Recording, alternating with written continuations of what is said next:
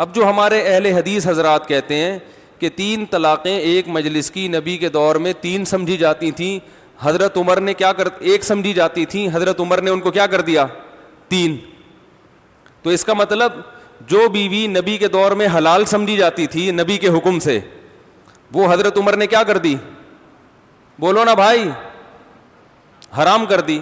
تو جب یہ اختیار نبی کے پاس نہیں ہے تو حضرت عمر کے پاس یہ اختیار ہو سکتا ہے؟ قاری خلیل الرحمان صاحب کا میں دیکھ رہا تھا کلپ, بول ٹی وی میں بڑے دھڑلے کے ساتھ کہہ رہے تھے کہ نبی صلی اللہ علیہ وسلم کے دور میں ایک مجلس کی 3 طلاقیں ایک سمجھی جاتی تھیں. ایک تو افسوس اس پر ہوتا ہے کہ حدیث کا ترجمہ غلط. میرا دل چاہ رہا تھا کاش میں بیٹھا ہوا ہوتا اسی وقت روک لیتا کہ قاری صاحب اللہ کا نام لو, خدا سے ڈرو. طلاق کے مسائل کا مطلب یہ ہے کہ حلال کو حرام کر دینا, حلال کو حرام اور حرام کو حلال اس جرت سے کیا جا رہا ہے. لاکھوں لوگوں کے سامنے حدیث کا ترجمہ 100% غلط کیا جا رہا ہے, اور لوگ بیٹھے ہوئے ہیں, لوگوں کو تھوڑی قرآن و حدیث کا پتہ ہے, اور اپنی تحقیق کو کیا کہا جا رہا ہے, قرآن و حدیث. تم ابو حنیفہ کے اندھے مقلد ہو, ہم کس کو فالو کرتے ہیں, قرآن و حدیث کو. یہ قرآن و حدیث ہے آپ کے پاس کہ آپ حدیث کا ترجمہ غلط کر رہے ہو. یہ کون سی حدیث میں لکھا ہے کہ نبی کے دور میں ایک مجلس کی 3 طلاق ایک سمجھی جاتی تھی؟ یہ کہاں لکھا ہوا ہے؟ یہ ایک مجلس کا لفظ آپ نے کہاں سے ایڈ کر دیا؟ حدیث میں یہ ہے کہ نبی کے دور میں 3 طلاقیں ایک سمجھی جاتی تھیں, اس میں کوئی ایک مجلس یا الگ الگ مجلس کی قید نہیں ہے. اور اس کا مطلب ابو داؤد کی دوسری حدیث میں اسی حدیث کے راوی عبداللہ بن عباس بیان کرتے ہیں کہ زمانے جاہلیت میں ایک مجلس ہو, ایک سے زیادہ مجلس ہو, علل اطلاق 3 طلاقیں ایک. کیا مطلب؟ جتنی بھی مرد طلاقیں دیتا تھا اس کو رجوع کا حق حاصل ہوتا تھا. اس حکم کو اسلام نے منسوخ کیا, اور وہ منسوخ کی دلیل قرآن کی آیت ہے الطلاق مرتان فامساکم بمعروف او تسریح باحسان. طلاقیں 2 مرتبہ ہیں, اس کے بعد رکھنا ہے یا چھوڑنا ہے. فإن طلقها, اگر تیسری دے دی, فلا تحل له من بعد, تو تیسری کے بعد بیوی حلال نہیں ہے, چاہے وہ فوراً دی ہو یا بعد میں دی ہو. قرآن نے یہ فرق نہیں کیا, اسی مجلس میں دی ہو یا اگلے سال دی ہو, کوئی فرق نہیں کیا قرآن نے. اس آیت سے یہ حکم کیا ہو گیا تھا؟ منسوخ. تو بہت سے صحابہ کے بارے میں امکان ہے انہیں اس کے منسوخ ہونے کا علم نہ ہو, کہ زمانے جاہلیت میں جو ایک رسم چلی آ رہی تھی وہ ان کے علم میں نہ ہو. بالکل اسی طرح کے الفاظ متع کے بارے میں صحیح مسلم میں حضرت جابر بن عبداللہ فرماتے ہیں کہ نبی کے دور میں ہم متع کیا کرتے تھے, ابو بکر کے دور میں بھی حضرت عمر نے پابندی لگائی. تو کیا اس بیس پہ متع حلال ہو جائے گا؟ بھائی نبی کے دور میں کرتے تھے, کیا نبی کے کہنے سے کرتے تھے یا ابو بکر کے کہنے سے کرتے تھے؟ ہر وہ کام جو نبی کے دور میں ہوا ہے تو یہ اس کی علامت نہیں ہے کہ یہ نبی کے آرڈر پہ ہوا ہے. تو شیعہ یہی دلیل پیش کرتے ہیں متع کے جائز ہونے کی کہ اس پہ تو عمر نے پابندی لگائی ہے. ہم کہتے ہیں متع پہ حضرت عمر نے جو پابندی لگائی یہ عین قرآن و حدیث کی روشنی میں لگائی ہے, کیونکہ متع حرام ہو چکا تھا نبی کے دور میں, لیکن زمانے جاہلیت کی رسم تھی, ہر ایک کو حرمت کا علم نہیں تھا. تو اسی طرح نبی کے دور میں اگر 3 طلاقیں ایک سمجھی جاتی تھیں تو ایک مجلس کی نہیں, ایک مجلس ہو یا ایک سے زیادہ. حضرت عمر نے جو 3 کو 3 قرار دیا کوئی نیا حکم نہیں تھا, یہ وہی حکم تھا جو قرآن میں نازل ہوا ہے. اور اس کی سب سے بڑی دلیل کہ ایک صحابی نے بھی اس پر اعتراض نہیں کیا, کسی ایک نے بھی. تو اس سے صاف پتہ چلتا ہے کہ حضرت عمر کا یہ حکم اپنی طرف سے خود ساختہ نہیں تھا. اور قاری خلیل صاحب نے ایک اور خیانت کی ہے. ایک خیانت تو کیا کی, صحیح مسلم کی حدیث کا ترجمہ 100% غلط کی, اپنی طرف سے ایڈ کیا کہ نبی کے دور میں ایک مجلس کی 3 طلاقیں ایک ہوتی تھیں. یہ ترجمہ کہاں سے لائے آپ؟ دوسری خیانت یہ کی کہ حضرت عمر کو موت سے پہلے ندامت ہوئی تھی کہ میں نے جو 3 طلاقوں کو 3 قرار دے دیا, مجھ سے یہ غلطی ہوئی ہے. یہاں بھی گڑبڑ کی ہے.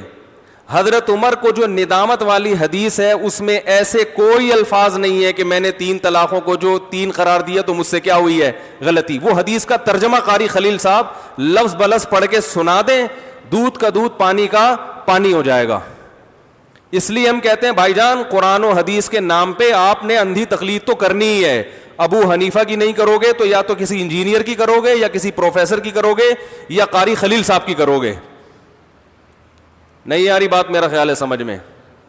تو اس حدیث میں یہ نہیں حضرت عمر نے یہ کہا تھا 3 طلاقوں کو 1 قرار دینے میں میں نے مجھ سے 3 کو 3 قرار دینے میں مجھ سے کیا ہوئی ہے غلطی. وہ کیا کہا تھا وہ قاری خلیل سے ہی آپ کہیں کہ وہ حدیث پورے لفظ بلفظ پڑھ کے سنائیں. دوسری وہ حدیث انتہائی ضعیف ہے حضرت عمر والی, سند بھی پڑھ کے سنائیں ذرا اس کی. تیسری بات, اگر بالفرض حضرت عمر کو ندامت ہوئی ہوتی تو حضرت عمر وصیت لکھ کے جاتے نا کہ بھائی مجھ سے غلطی ہو گئی, جس بیوی کو قرآن نے حلال کیا تھا میں نے غلطی سے کیا کر دیا حرام, تو آپ لوگ اس قانون کو چینج کر لیں. ایسا کچھ بھی نہیں کیا. اور حضرت عمر سے تو اس سے چھوٹی چھوٹی غلطیاں ہوئی ہیں, صحابہ نے احتجاج کیا ہے. حضرت عمر نے حکم دیا کہ میں 400 درہم سے زیادہ مہر پہ پابندی لگاؤں گا. ایک عورت کھڑی ہو گئی کہ ہم یہ پابندی قبول نہیں کرتے کیونکہ قرآن و سنت میں ایسی کوئی پابندی نہیں ہے.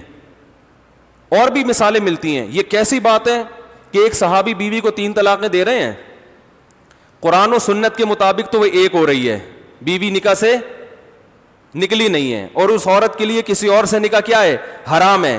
حضرت عمر نے پابندی لگا دی, جس پہ حلال تھی اس پہ حرام کر دیا, جس پہ حرام تھی اس پہ حلال. تو صحابہ حضرت عمر سے اتنا اتفاق ہے اپنی بیویاں بھی تبدیل کرنے کے لیے راضی ہو گئے. اور سارے ایک سے بھی کوئی ایک ضعیف سند دکھا دو کسی ایک صحابی نے حضرت عمر کے اس فیصلے پر اعتراض کیا ہو. اس لیے یہ ہم اسی لیے کہتے ہیں قرآن و حدیث سمجھو مجتہدین سے. ہر آدمی کو یہ اتھارٹی حاصل نہیں ہے کہ کچھ بھی اٹھا کے قرآن و حدیث کے نام پہ عوام میں پھیلانا شروع کر دے. تو اپنی طرف سے جو تحقیقات آ رہی ہیں نا, کہتے ہیں بڑے فخر کرتے ہمارا کوئی فقہ نہیں ہے. تو ابو حنیفہ کو کبھی کوئی فقہ نہیں تھا, امام شافعی کا بھی کوئی فقہ نہیں تھا, آزاد تحقیقات کی ہیں انہوں نے. اب جب انہوں نے آزاد تحقیقات کر لی تو آپ انہی میں سے کسی ایک کو فالو کرو. ہر آدمی اخپل طریقے سے تحقیق کرے گا آزاد فقہ تو اس امت میں 1 ارب 22 کروڑ فقہ وجود میں آ جائیں گے, امت متحد نہیں ہوگی. ہر آدمی آزاد, میرا کوئی مسلک نہیں ہے, تو پھر مسلک یہ نہیں کہ سارے مسلک سمٹ جائیں گے, سینکڑوں لاکھوں مسلک پیدا ہو جائیں گے جو کہ ہو رہے ہیں. تو اس لیے فرقہ پرستی ختم کرنے کے نام پہ فرقہ پرستی طبیعت کے ساتھ پھیلائی جا رہی ہے. تو ایک اہل حدیث سے اس بارے میں میری بات ہوئی یہی طلاق کے مسئلے میں. میں نے کہا قرآن میں کہاں لکھا ہے ایک مجلس کی 3 طلاقیں ہوتی ہیں, 1 ہوتی ہیں. انہوں نے کہا قرآن کو نبی نے زیادہ سمجھا یا آپ نے. میں نے کہا اچھا نبی کی حدیث کو صحابہ نے زیادہ سمجھا یا آپ نے. کسی ایک صحابی کا ایک فتویٰ دکھا دو کہ 3 طلاقوں کو 1 کہا ہو کسی ایک صحابی نے. تو یہ سب ہوائی باتیں ہیں. تو قرآن و حدیث کی اسی تشریح کو ماننا ہے جو کس کی ہے, جو صحابہ تابعین ائمہ اربعہ کی تشریحات ہیں. اور ہر آدمی جو اخپل طریقے سے اٹھ کے حدیثوں کے نمبر یاد کر کے, آپ کو تو یہ بھی نہیں پتا ہوتا کہ یہ ترجمہ بھی صحیح کر رہا ہے کہ نہیں کر رہا. اور ٹی وی میں ہر طرح کے لوگ بیٹھے ہوتے ہیں, وہ کھلے عام لوگوں کو حدیث بتا رہے ہیں کہ ایک مجلس کی 3 1 ہوتی ہیں. حدیث میں آتا کوئی اٹھ کے بولنے والا نہیں ہے کہ کون سی حدیث ہے جہاں لکھا ہوا ایک مجلس کی 3 1 ہوتی ہیں. اچھا ایک اور دلیل یہ لوگ یہ بھی دیتے ہیں, اسی آیت سے پتہ چلتا ہے, موضوع آ گیا نا آیتیں. یہ لوگ یہ کہتے ہیں 3 طلاقیں اکٹھی دینا حرام ہے. تو حرام جو کام ہے وہ نافذ نہیں ہوتا. جیسے کہ زہار کو قرآن کہہ رہا ہے کہ زہار کرنا ایک بری چیز ہے, تو اسی وجہ سے زہار سے طلاق نہیں ہوئی. یہاں بھی خلط ملط کیا جاتا ہے. زہار سے طلاق واقع نہیں ہوئی, لیکن اس کا ایک شرعی حکم مرتب ہوا کہ بیوی حرام ہو گئی. جب تک کفارہ ادا نہیں کرو گے بیوی کیا رہے گی, حرام. پتہ چلا ایک چیز ناجائز ہوتی ہے, ناجائز ہونے کے باوجود اس کا شرعی حکم اس پر مرتب ہوتا ہے, وہ کالعدم نہیں ہوتی. تو 3 طلاقیں اکٹھی دینا بھی ناجائز ہے, لیکن اس کا جو شرعی حکم ہے وہ اس پر مرتب ہوگا.